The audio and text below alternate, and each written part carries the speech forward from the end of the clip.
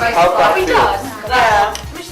It felt really strange because there's like, if I was brushing my teeth, I'd obviously do it a certain way and she was doing it differently, and if there was a bit that I really wanted to clean, but didn't film it. Okay, Those of you that actually had your I really want blindfolds on, that bit done or whatever.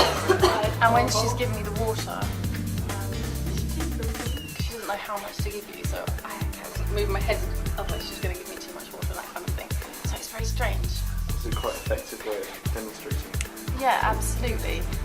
Because also my hands were in my jumper, so I didn't have any control over my hands and I couldn't see. And that's something I've never done before. I've never had anyone brush my teeth before. So. It's quite disorienting. Yeah, definitely.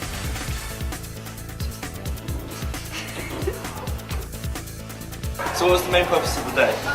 Basically to make children who are interested in health and social care more aware of the routes they can take and higher education and the different paths they can take. It's not just one, it's not just health and social care, obviously the police, the ambulance, Alzheimer's and many different things.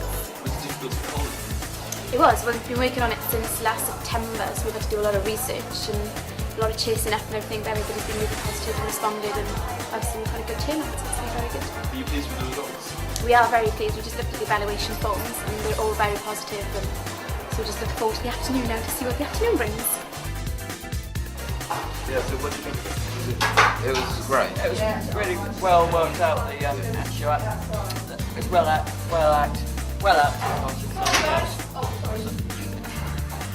It's done very well, yeah. Looked very realistic, what I've seen here. So Did you find it useful? Or? It was useful, yeah. Did you learn anything from it? From the day or just the accident? Both of it? Or these I both learned quite a lot from the scenario and the two workshops, yeah, so it's been good.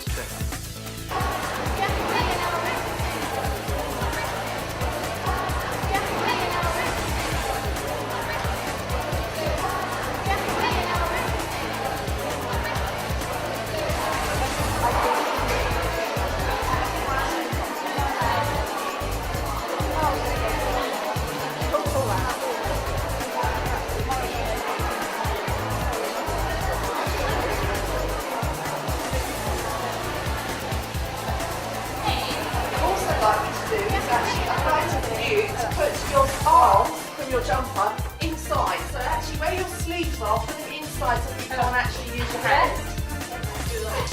Don't tell the person that sits in front of you. Don't tell them what's actually on the plate.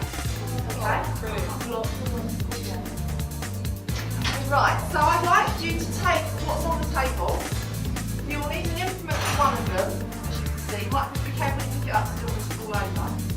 I'd like you to sit next to the person, I'd like you to feed the person in front of you. I'll clean my own teeth.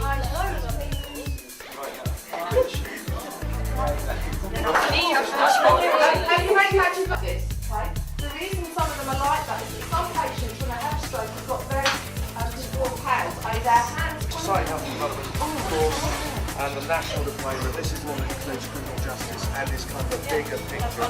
This one's the one that's got like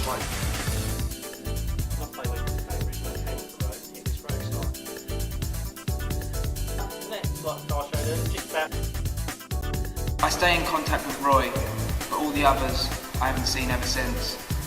I'm Steve. I'm Roy's carer.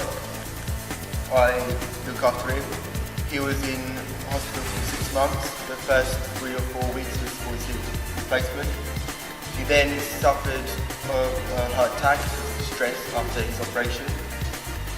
I now go around his house 3 times a day, one in the morning, one midday and one in the evening, just mainly to help out with meals and run house. Do weekly shopping and stuff like that. I also, it's been a year now. Betty, his wife, is now in her old people time, and I also drive him there 3 or 4 times a week so he can see her. And that's basically it.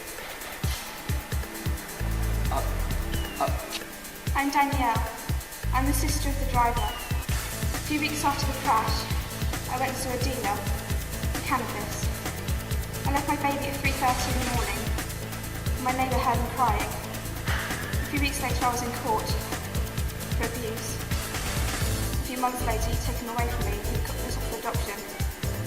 A year later I'm in rehab and I've got my life sorted.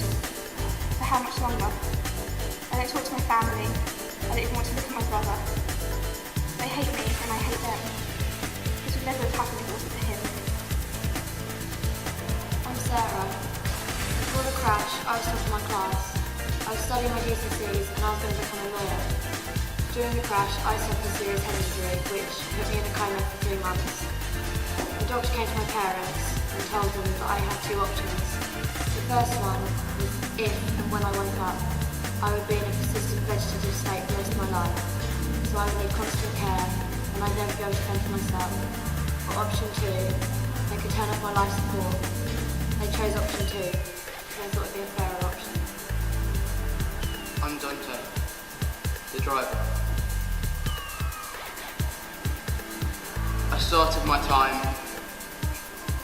in care. Care by people that understood what happened. Youth offending officers. I was going to regular meetings for my alcohol, drugs, and for what I had done. I was starting to get my life on track. I had stopped drinking. I had stopped the drugs. I was seeing my mum regularly. I was trying to sort out everything with everyone. Then the 3rd month came. Sarah had to be turned off life support, and therefore put me in the position of manslaughter. And with that, the magistrates had to rethink what to do with me. I then got sentenced with manslaughter for 7 years. 7 years of my life gone. I was starting to get on track. But now everything